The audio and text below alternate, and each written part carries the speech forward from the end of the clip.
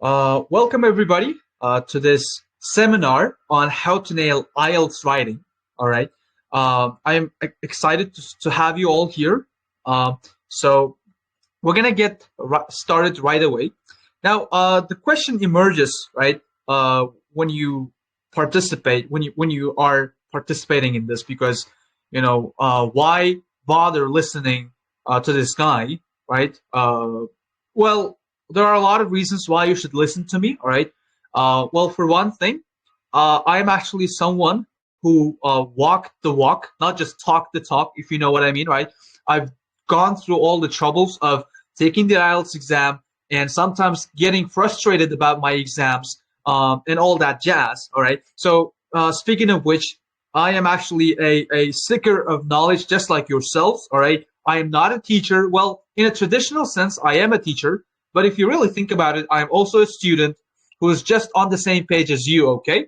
Now, which leads me to my next point. I've done the IELTS test thrice, or 3 times, actually four times if you consider the unlucky attempt that I did. I think it was on December 13th December. Well, it was like a half complete test because of the electricity outage or something. But it never went ahead. Anyways, now the first time I took the IELTS exam, I got 8 overall with a band 7 on writing. And the second time I took the IELTS exam, well, it was tough luck. I ended up with the same overall score. And my writing, but by the way, this is an interesting story because I first got 6.5 on my second attempt, but then I appealed and then they bumped it up to 7. But later, things start to become a little more interesting because on the same year as my second attempt, I decided to take the IELTS exam for the 3rd time with British Council. And finally, all right, you know what they say, 3rd time is charm, right? I ended up with 8.5 at the end of the day with an amazing 7.5, which is something that I take pride in. But I'm a little, also, how do I put this? I sometimes complain that this could have been a band-aid if I had worked harder. But anyways, with that being said, this is me, right? These are my credentials. This is me taking the IELTS exam. And I think it's important that you listen to someone who's actually done something that you want to do, okay? So you need to make sure that the person that you're listening to has actually walked through it, okay? Didn't just talk the talk, but actually walk the walk, which is one of my favorite phrases. Okay, now, so the last 2 times I did it with British Council, which is against all the odds. All right, a lot of people say that British Council usually lowers your score, but surprisingly, I ended up with 7.5 for writing on the 3rd attempt. And today, I will talk about everything that I did, okay, to get to this point. Actually, I will talk about everything that I didn't do to get to this point. Now, but before that, before we jump right into it, why won't we clear out why writing 7 is such a big deal, okay? So why is it that people always talk about how hard it is to score 7 on writing, okay? Well, there are several factors for that, discourse, I would say. Like, a lot of people seem to be, under the impression that writing band 7 is easy, when in reality it's not, you guys, okay? So now, how is it not easy? Well, for starters, why don't we look at the statistics? According to the statistics of 2021, the average score in Uzbekistan, all right, was 5.62, all right? So take a look at this, and I think the world average is also pretty close to this, but you know what I mean, right? 5.5, around 5.5, let's just say, let's leave it at that, all right? Is this something that looks promising to you? No, right? So there are a lot of reasons why this is the case. Another reason why writing 7 is such a big deal is because even native speakers may fail to score 7. I mean, look at the statistics from the same year, all right, which was 2 years ago. even those candidates with the first language being English, I mean, the average score was 6.34, right? Which speaks to the importance of writing. Not a lot of people are able to achieve this feat, okay? And, well, for good reason, okay?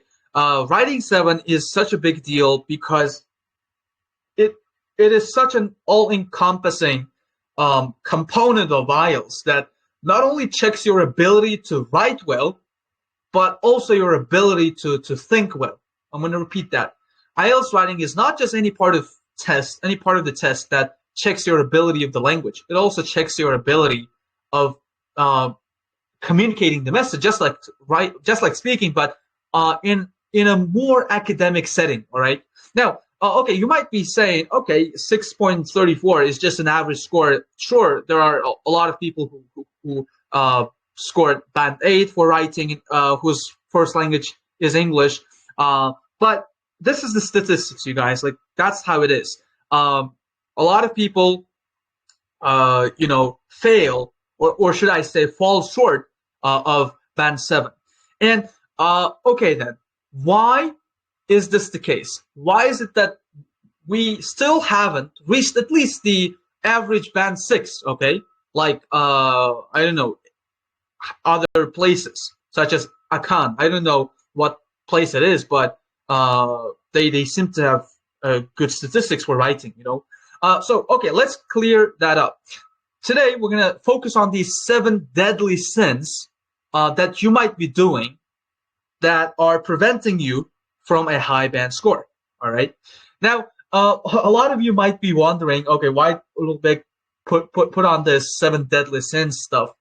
Even after Ozatbek Batarli got literally, well, let's say he received a lot of backlash for using the word deadly sins instead of making mistakes. But that's the story for another webinar. But basically, 7 deadly sins, and I'm using this phrase to show the extent to which these mistakes are bad. Okay, the extent to which these mistakes are so bad. Number one, the reason why you might be stuck at band 6 or 6.5 is because you have no clue whatsoever about the band descriptors of the IELTS writing. Okay, what that means is you basically have no idea about how you're assessed, how the examiners decide if you deserve band 7 or band 6. And we're going to get into that later. We're going to, delve into all these sins, all right, one by one. But before that, let me quickly introduce you to each one of them. Number 2 is writing without thinking, okay? So instead of thinking ahead, what you might be doing that is keeping you stuck at band 6 or even band 5 is writing, like rushing into the writing process, not even planning and stuff, okay? And the number 3 thing, the next thing is not acting on the feedback. So you receive a lot of feedback, you get your essays checked, but anything about your feedback. And I'm going to explain what's wrong with all these, mistakes. Moving on, another deadly sin that I personally call a sin, right? The reason because is it's something that even candidates at a high level seem to have problems with. It is underestimating task 1.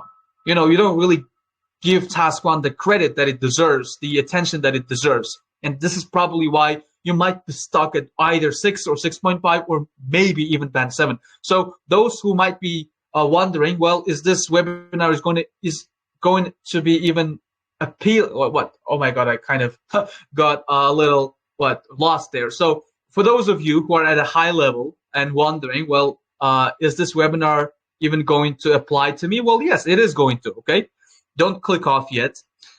Moving on, we have not reading on a daily basis, which is pretty self-explanatory. I'm not going to dwell on that. And not copying, which is an interesting one. And finally, not enjoying it. All right, let's dive deep into what the first sin is.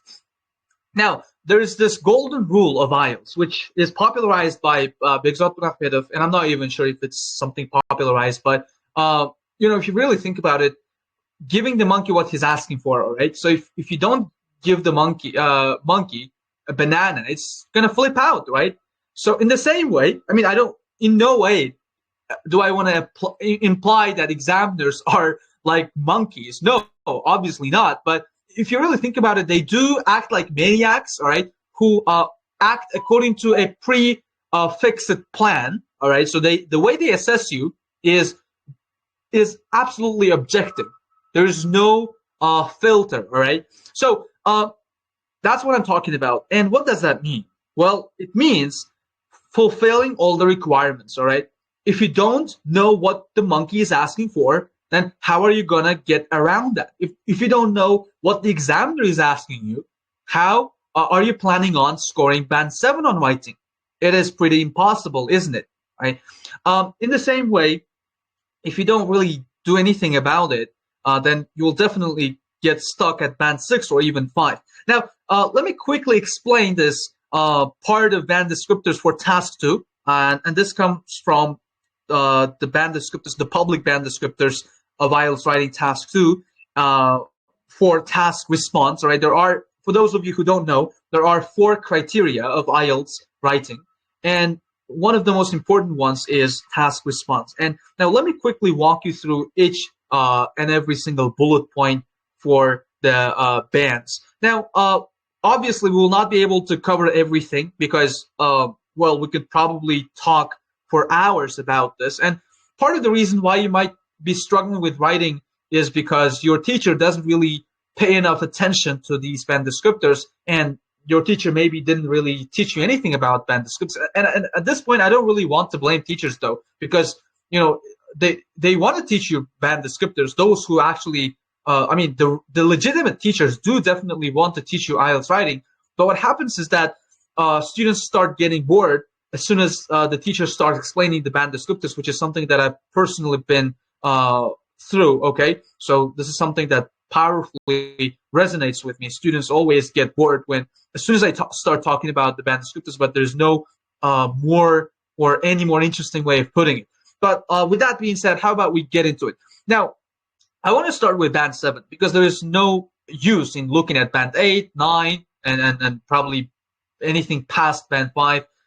So these are the, let's say scopes of what we're gonna, of this, let's just say a short presentation. Now, what do you need to do to score band 7 for task response? And why am I even mentioning task response? Why am I even explaining to you task response, not other criteria as well? Because this way it's easier for you to compare the requirements across each, across these 3 bands. Now, starting with band 7, the candidate who's able to write at this level addresses all parts of the task. And what that means is you're given a question prompt, and you make sure that you write something about at least all parts of it. And why did I even mention at least?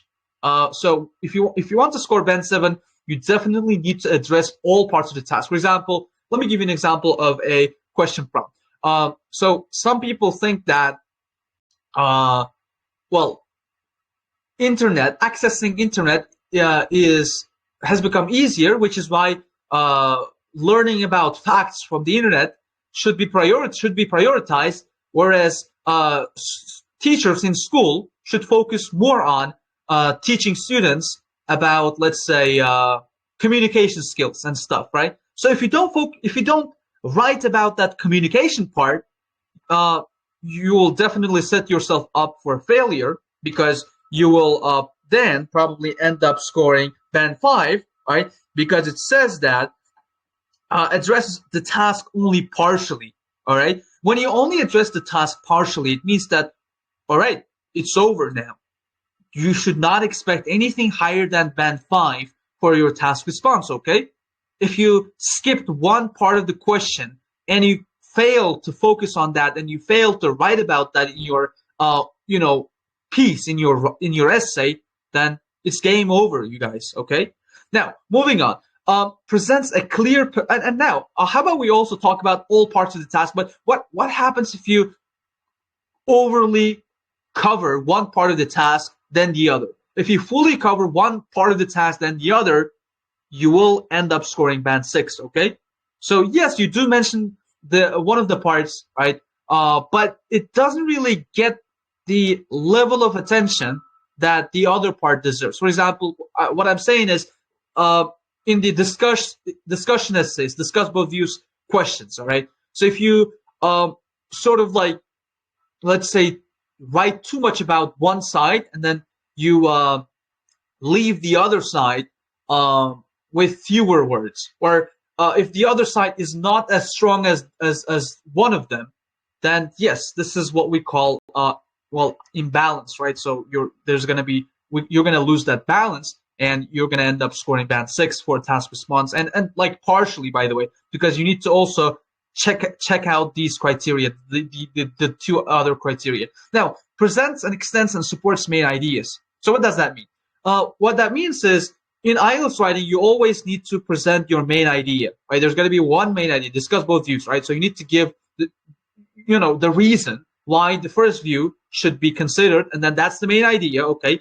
And then you need to support those ideas, right? By giving reasons, by giving examples, relevant examples, by the way, and by giving some explanation to it. But with band 7, the problem is sometimes there's going to be a tendency to, there's a tendency to overgeneralize and or supporting ideas may lack focus. When your examples lack focus, in the sense that when you're not really hitting the spot, you know what I mean? When you're not giving specific examples, and by specific examples, I don't mean examples that are usually rich in facts. No, writing examples that are heavy in facts doesn't necessarily mean that you'll score band 7.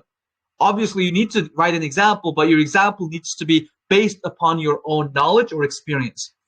And by lack focus, what they mean is your example is basically repeating the previous point, okay? It's like lacking focus. That's what it means. So this is, if you do this, okay, guys, if you get over this, you're definitely, you'll stand yourself in good stead for band 8, let's say, okay? So this is one of the things that you need to do to score even beyond band 7. This is not applicable to many of you, but just avoiding this mistake will also lend you a good score. Now, moving on, you give a relevant position, right? But your conclusions may become unclear or repetitive. All right. Now, here emerges a long time, or I don't want to say long time, but this is something long debated. Yeah, that's how I want to put this. Conclusions. There's supposed to be only one conclusion in your essay, obviously, but there's also more than one conclusions within your body paragraphs. Your conclusion is your point, okay? So it either comes at the beginning of each paragraph or at the end. It's sort of like your main ideas, all right? Your main ideas, but sort of like reflected upon your main ideas. When you reflect upon your main ideas and then you link that, then that's what you call a conclusion. Like, what that means is, when the examiner reads your body paragraph, they need to understand that you have a point, okay? Your point is, well, let's say, accessing facts, all right? Or let's say, learning online should be prioritized, okay? Learning online should be, let's say, endorsed, all right? So the examiner must know that that's your conclusion, but with band 6 candidates, that conclusion becomes a little unclear, a little fuzzy, all right? You don't really get the sense of, okay, what is the candidate saying, all right? What does he or she mean by that? I mean, yeah, that's what it means. Or it may get a little repetitive, and what that means is your conclusions may, you may repeat the same thing over and over again, but do not really get the message across, and this is also pretty common. Now, moving on, we have band 5 for that particular bullet point, which is expresses a position, but the development is not always clear, and there may be no conclusions drawn. So you see, when you don't really give any main ideas, I don't mean that band 5 candidates don't give me any ideas. They definitely do, but they just don't conclude their point, okay? So the question, so what, remains unanswered. Okay, so the examiner will not get the answer to the question, so what, so why on earth did you even talk about this? So that's what doesn't really happen. That's what doesn't really click with the examiner when he or she reads the band 5 essay. Now, band 6. Let's move on to the final. What is it? I actually missed this one. Clear position throughout. A band 7 candidate gives a clear position throughout, and your position basically is your arguments. The way, like your take on the relevant issue, right? What you think about it, what you actually, how do I put this? How you actually address it, all right? So you're basically the way that you explain your points, all right? Now, with band 7, your position is clear throughout the response, all right? The examiner knows your points, like why did he even mention that? The examiner knows that, and the examiner doesn't really go back and try to read your piece, okay? Everything goes smoothly. That's what band 7 is. Now, with band 6, we already covered that. You give a position, but your conclusions remain unclear or repetitive, and your what else? But with band 5, there are no conclusions at all. And also take a look at this. Express a position, right? But here a relevant position. Now, moving on, the last point presents relevant main ideas, but some may be inadequately developed or unclear. So, like we said, band 7, they definitely do extend and support their main ideas, but with band 6, some of the main ideas may be left underdeveloped or unclear or inadequately developed, like underdeveloped. What that means is someone at a band 6 gives their main idea, but then they basically, follow it up with an example that is a little unclear. All right. So or maybe there are a lot of instances of, where I see my students and just for the record, I professionally engage in writing corrections.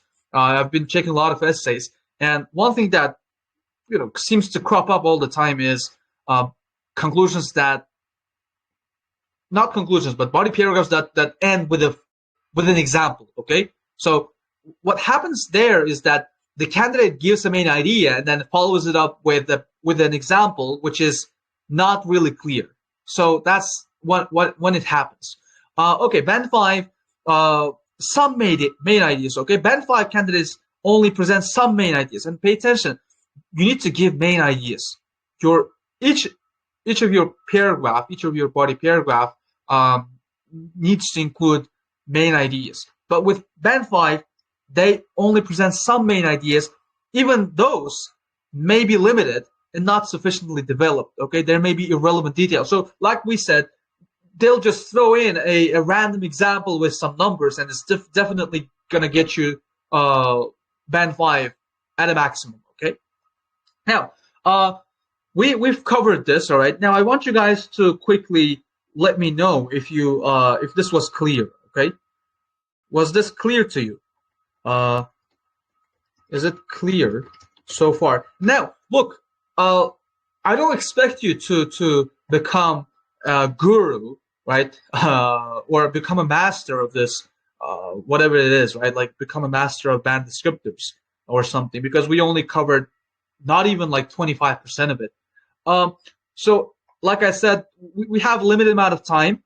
So there's no way I'll be able to, delve into the details. Like I said, I only wanted to show you the piece of information on a surface level, and that's that.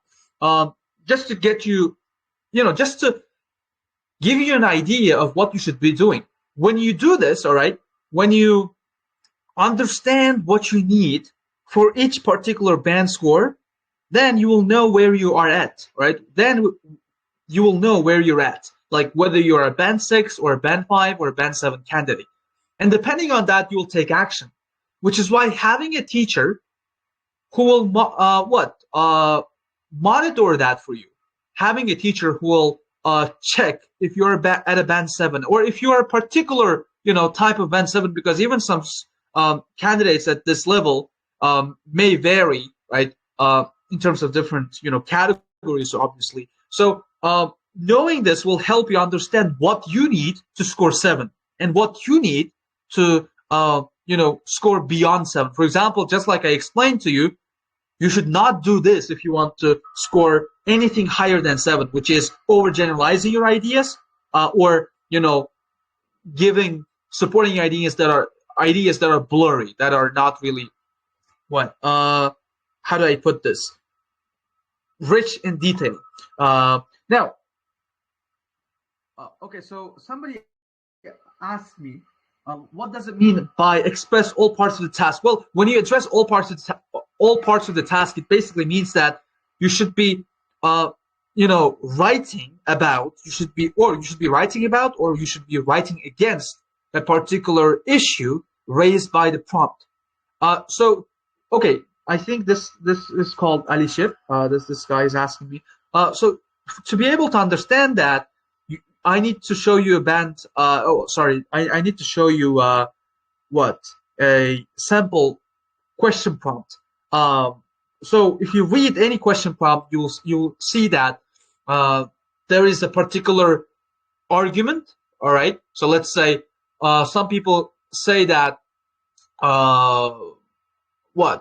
online education is better than offline education. Do you agree with this or not? Right. So if you want to score band 7, you need to talk about both online education and offline education. You know what I mean, Alicia?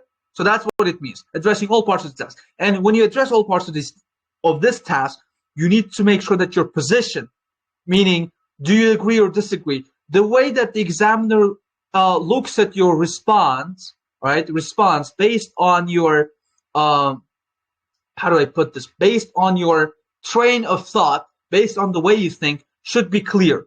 When the examiner reads your response, all right, he or she must understand that, okay, this guy thinks about this that way, all right? This guy's thought on this is this and that, all right? The examiner needs to understand that that's your thought, that pattern. That's what you think about it. Okay. Now, moving on. Okay. Like I said, another deadly sin, all right, is probably just getting straight to the writing process and not really taking any time to think, okay? So what usually happens with candidates is that they quickly, they can't wait to start writing, okay? Without really, how do I put this? Without even thinking about the implications of their action. They just go straight ahead and start writing. But look at this quote by Isaac Asimov, who once said that, who's actually a famous writer, and he once said that writing, to me, is simply thinking through my fingers, okay? So what that basically means is that you think, right? You write what you think. So assuming that, all right, assuming that this is true, you definitely need to put some thought into what you're going to write before even writing it, which is why planning will definitely come in handy. And I talked a lot about planning before as well. So thinking, basically, right, writing is basically a complicated version of thinking, okay? Without thinking, you can't write. If you're writing without thinking, that means you're just writing nonsense, all right? So I see a lot of candidates, following a particular template, all right? So I see a lot of candidates who write and who copy the style of a particular, copying a style is totally fine, but they just create a template of sorts, and they have to follow it when a particular question type appears. Well, that's just preposterous to me, because when you write, it's like writing, it's like thinking through your fingers. Okay? So it's kind of hard to explain this without you guys having this experience firsthand. So try thinking in your head, okay? And when you think, your thought patterns are not organized. In the same way, when you write without thinking, obviously your train of thinking will be in the same way disorganized, okay? It will not be organized.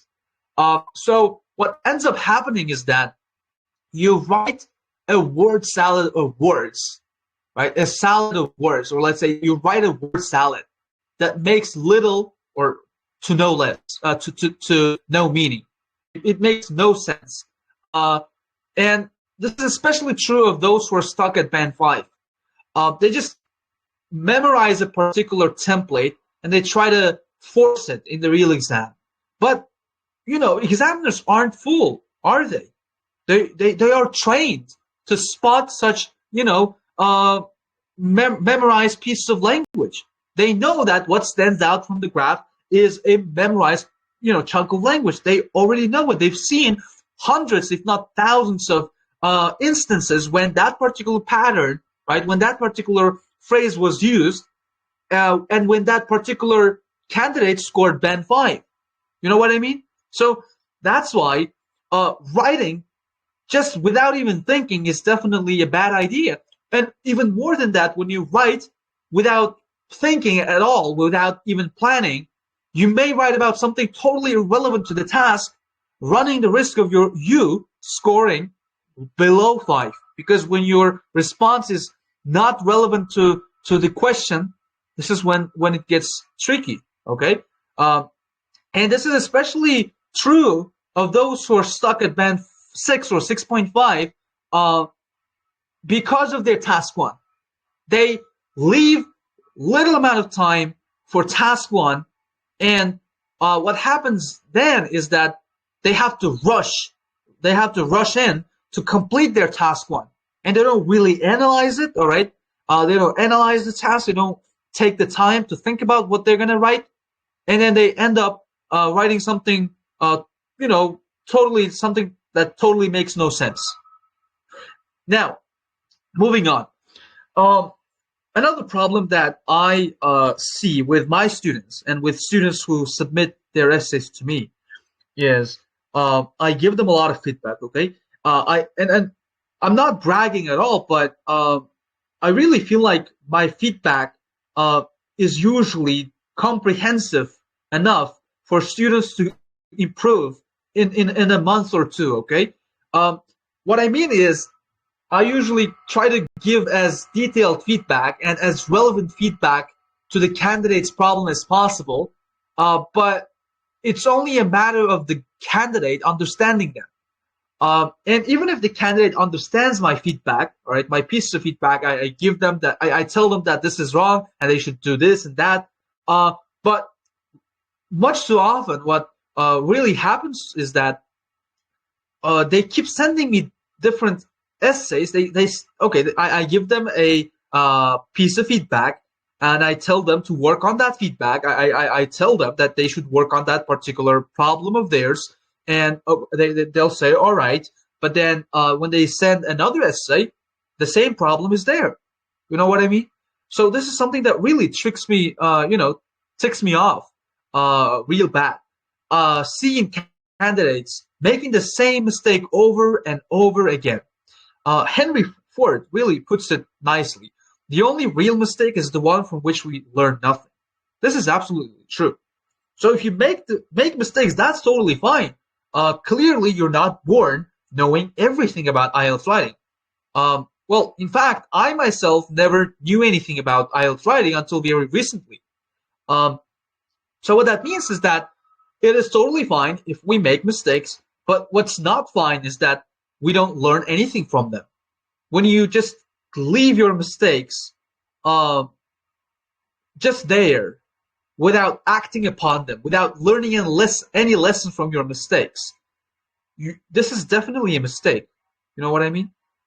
So when you just leave the mistakes just the way they are, and you don't act upon those mistakes, you are doomed to repeat the same mistake, and you're doomed to be stuck at that loop of band 6 or 6.5 or whatever the score is. All right. Now, this is also true for other sections of the IELTS.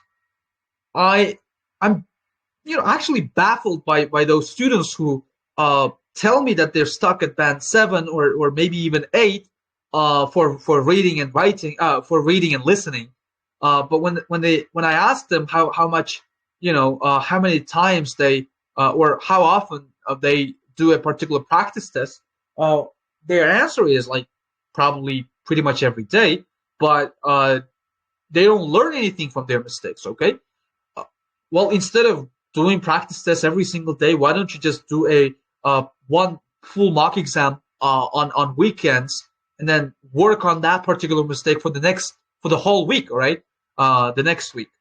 So that's what I would do, and in the same way, that's what I would do with writing. I would I would not leave my essay,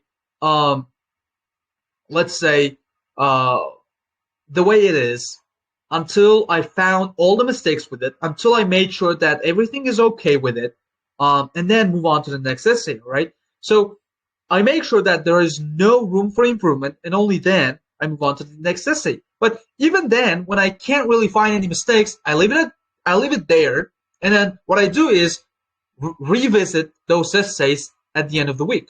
And simple as that. Editing is definitely important. Editing goes a long way, which is something that I wanted to incorporate in this part of the presentation, but I figured it would probably take way too much time. Now, with that being said, how about we move on to the next problem, or should I say next deadly thing? And I say that for a good reason. Most of the time, candidates, especially at the level of band 7 or even 7.5, okay, here you guys, those who are probably listening to me, and or even if you are listening, I mean, how do I put this? If you are listening, right, those who are at a higher level, then get this. Task 1 is actually a bigger deal than you might realize.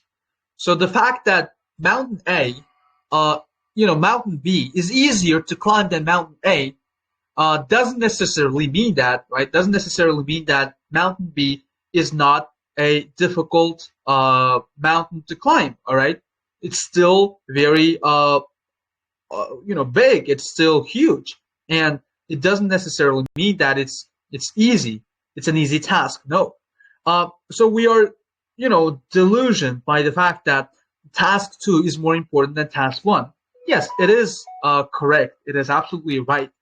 But also, get this, task 1 is the kind of, or should I say, task 1 tests the kind of skills that you don't get to practice that often.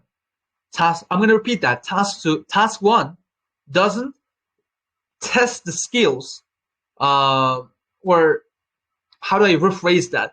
Task 1 usually tests, all right, the kind of skills that you don't get to practice on a daily basis. And by that, what I mean is, we don't normally look at a graph of some sort, or we don't really look up any information online about the trend of, let's say, global warming, or do we?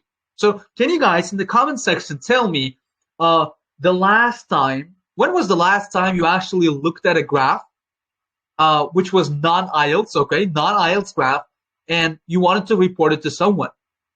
Anyone, unless of course you're an economist, you've never done that, right? So can you tell me, guys, the last time you did that? No, right? You can't. So what I mean is, when it comes to task 2, though, we always, we always practice the required skills for task 2. And what do I mean by that? Well, imagine you're in a cafe sitting with your friend, and then they tell you that something happened, at this place at this time, and then they ask you what you think about it, and then there you go. You start talking about that particular event, and you start giving your arguments, which is what task 2 asks you. You give your point of view. You explain that, you give a reason for that, and you even give an example before giving a conclusion. And basically, what you do on a daily basis is what task two requires. Of course, in a more academic setting, obviously, because on a daily basis, you would not probably talk to your friend about in the environment or crime and all that jazz, right? So that's what I mean. The difference between task one and task two is in the way they test your skills, which is why I always try to stress the importance of task one in my classroom as well. And also probably because I want to level up faster, because task one seems to be the part of the exam that is also tripping me up. All right. Now, I hope you understood this.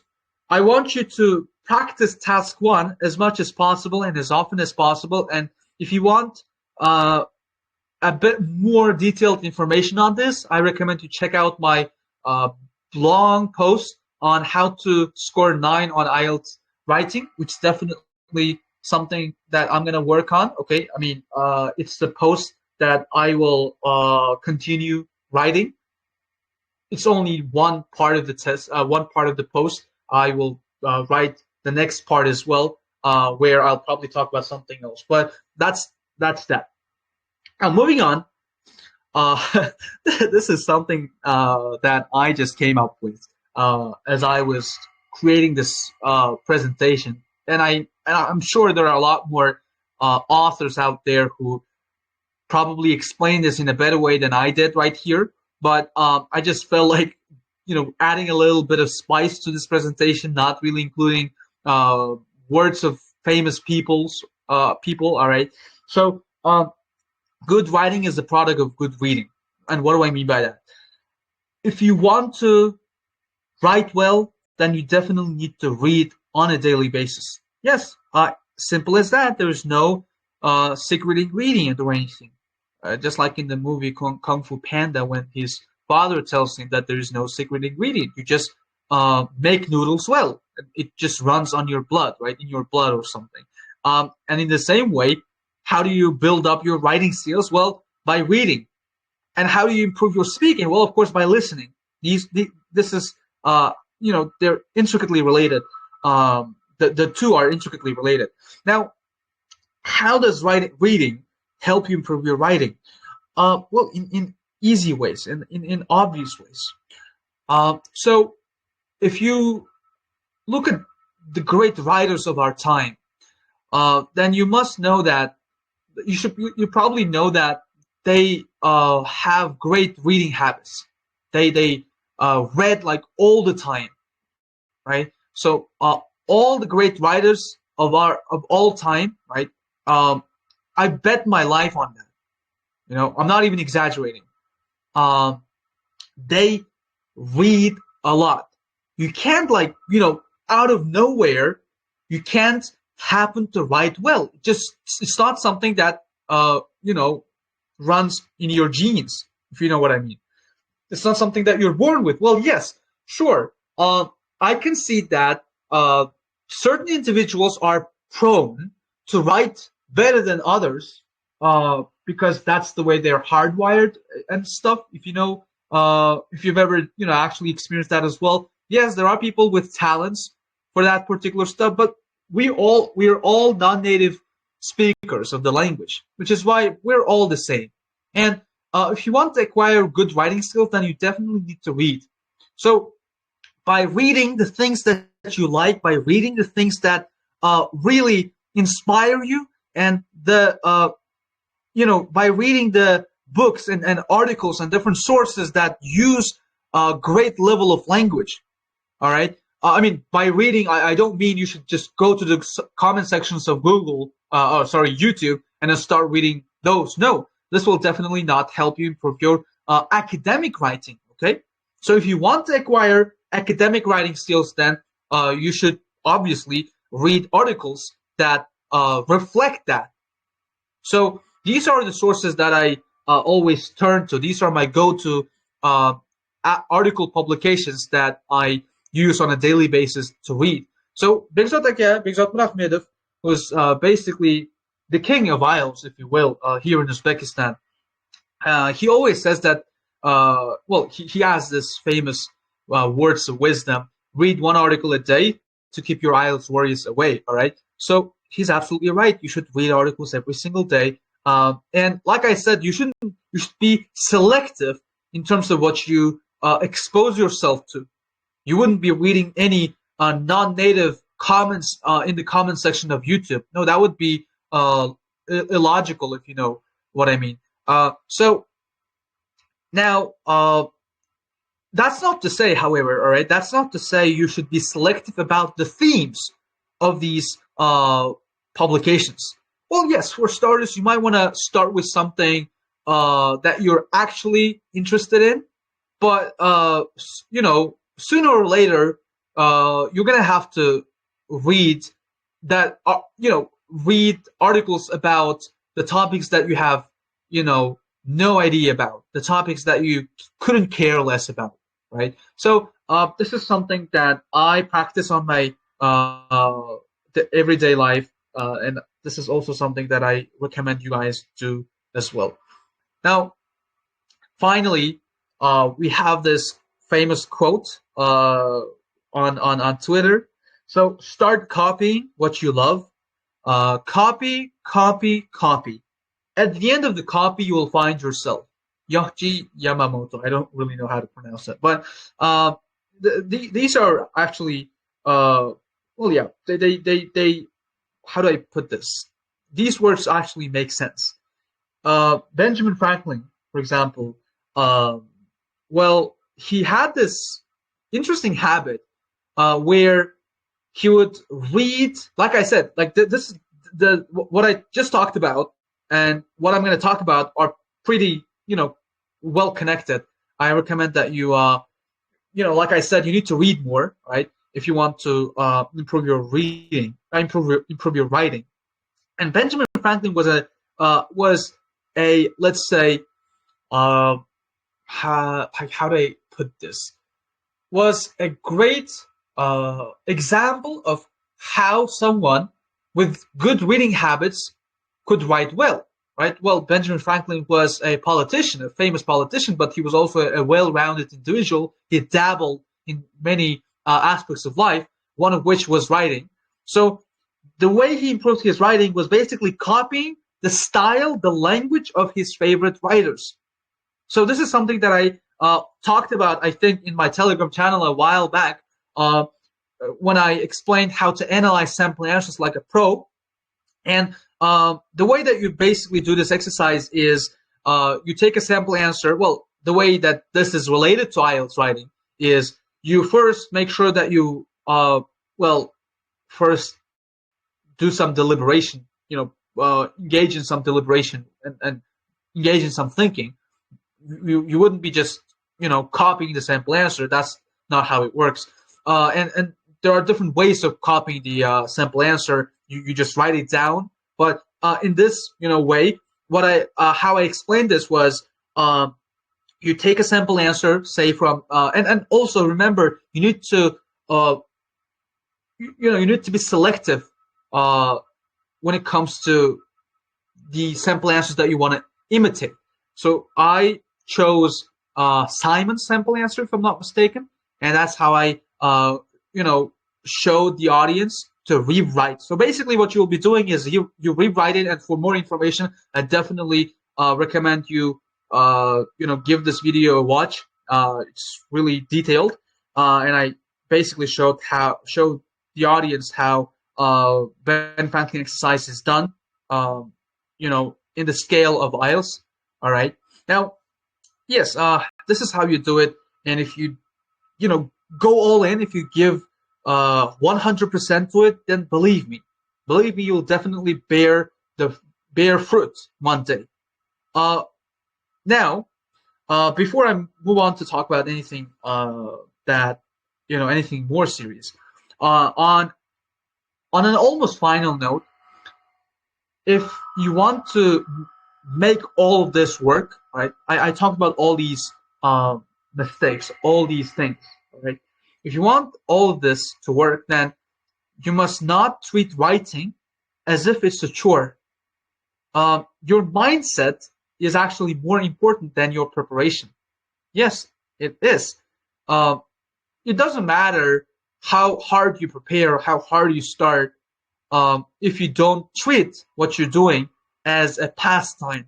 If you don't think of it as something that brings you joy, then you will be more depressed than ever, which will definitely deprive you of, of the pleasure of completing your tasks and everything. Right? You'll be just doing it just for the sake of numbers and everything. This is really, universal. A lot of my students also focus on the struggle. Why does it have to be something, hard? Why does it have to be a struggle? Why can't you make it fun? That's the question I always have in mind. I mean, I can't remember a single time when I was sick and tired of IELTS. And the reason why I wasn't, the reason why I'm like, for example, Asadbek Batraev, when he did a interview with Samira and Abdurazak, he mentioned me, and he pointed out how he sort of like billed me as the guy who dedicated his life to IELTS. And actually, the reason why I'm so comfortable around IELTS is because I don't treat it as a chore. It's not something that really sickens me. It's something that brings me joy. So happiness is writing. It is writing when the words really flow. Yes, when the words really flow, you get that sense of happiness that you can't really trade with anything else.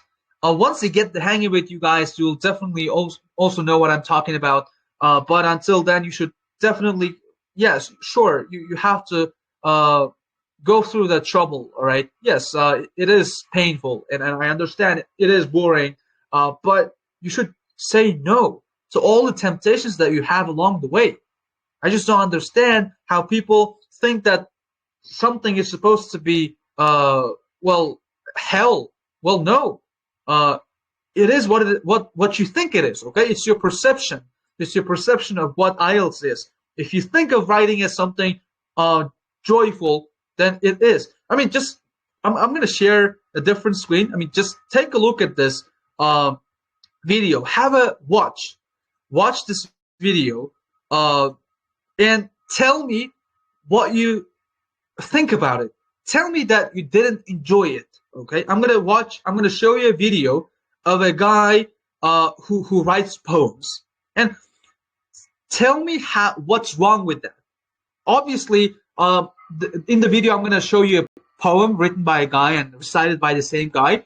Well, yes, this is the result of hard work, but even then, writing is actually pretty. You don't have this delayed self gratification. You have your words and then laid out on the paper, and you get the result pretty quick. With that in mind, what I think is, if you treat it as something joyful, then you will be joyful. And a case in point is this video by like Rudy Francisco, who loves writing. Now, I'm gonna quickly show you this video. I'm gonna be honest. It's not often that I find myself eager to write about love. In fact, every time I try to write about love, my hands cramp, just to show me how painful love can be. Sometimes my pencils break just to prove to me that every now and then, love takes a little more work than you planned. I heard that love is blind, so I write all my poems in Braille. And my poems are never actually finished because true love is endless. I've always believed that real love is kind of like a supermodel before she's airbrushed. It's pure and imperfect, just the way that God intended. I'm going to be honest, I'm not much of a love poet. But if I was to wake up tomorrow morning and decide that I was going to write about love, my first poem, it would be about you. About how I love you the same way I learned how to ride a bike.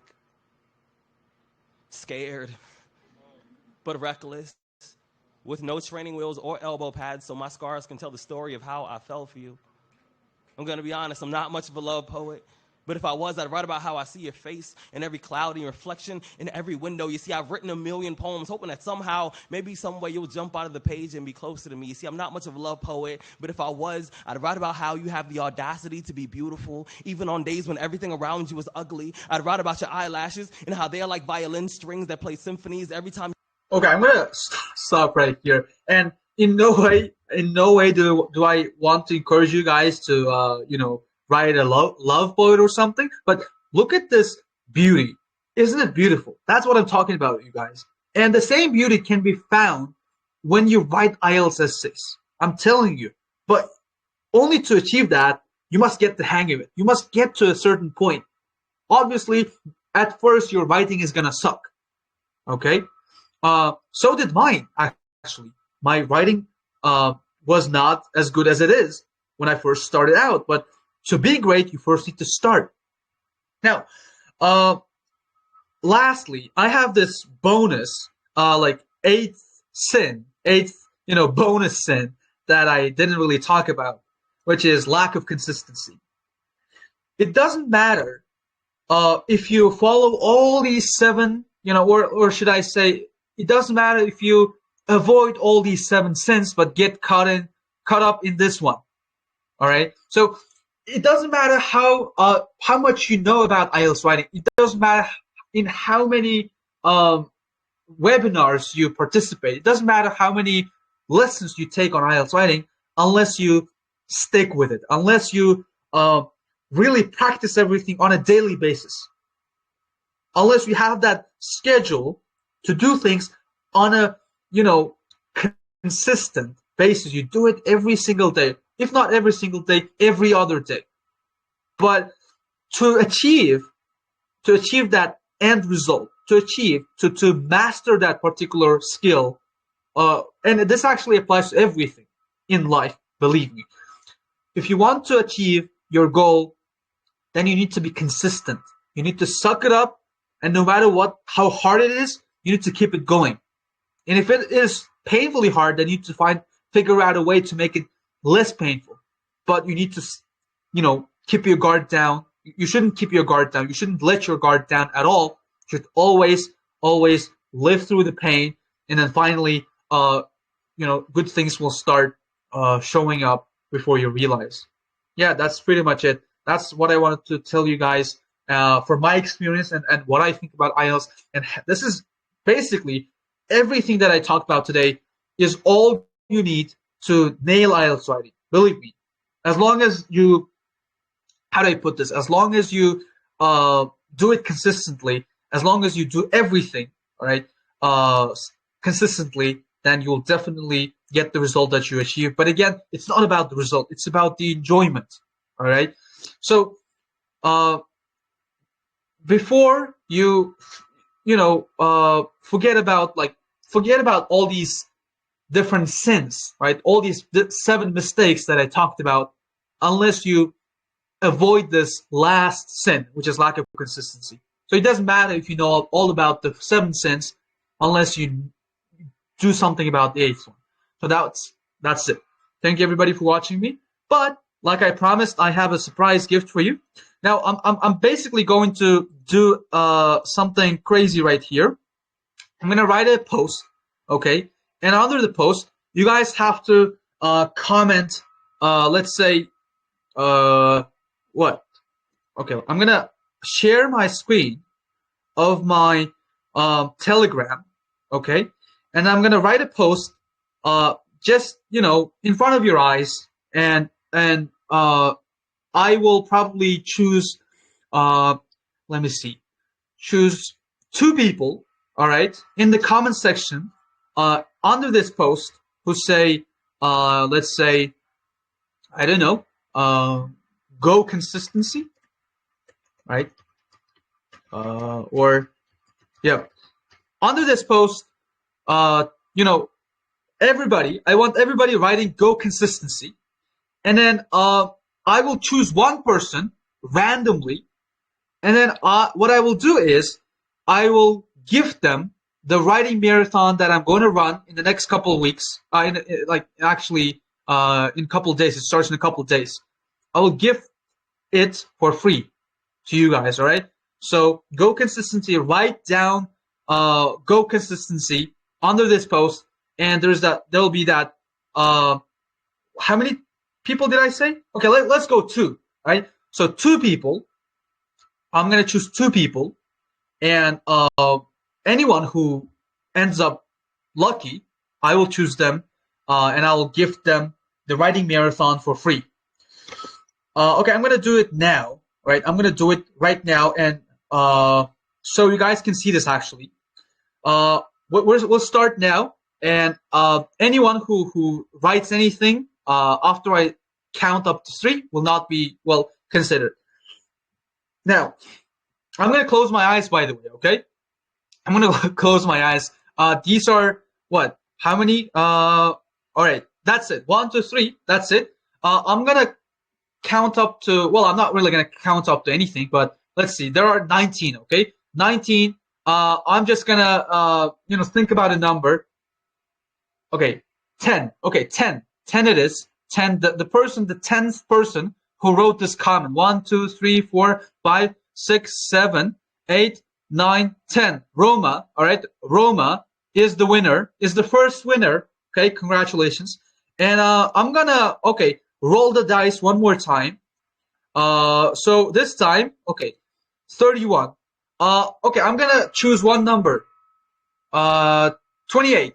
28. Okay, 28. Let's see. 1, 2, 3, 4. I guess that's it. That's it, right? Like four, not 4 actually. So here, Alisher. Alisher is our next winner, right? Alisher is our next winner. Congratulations, Roma. And Alisher, you guys can write to me in person, and your gifts will be handed out to you. Yeah, I will gift you that writing marathon for free for the two of you. I will probably organize another giveaway for the last third person to do that, but probably later. But for now, that's pretty much it, everybody. It was great talking to you. I had a lot of fun. So thank you so much for participating. If you have any questions, just leave them in the comment section below. I can't really continue this webinar because I'm like really cold. So I hope you guys, learned something new in this webinar, and I hope that you'll implement them in your life, and we'll keep them consistent. We'll keep it consistent. Now, thank you everybody one more time for tuning in. It was pretty informative for myself as well, and I'll see you next time. Take care. All the best. Make sure that you wear warm clothes in this freezing cold. But yeah, that's it. Bye bye.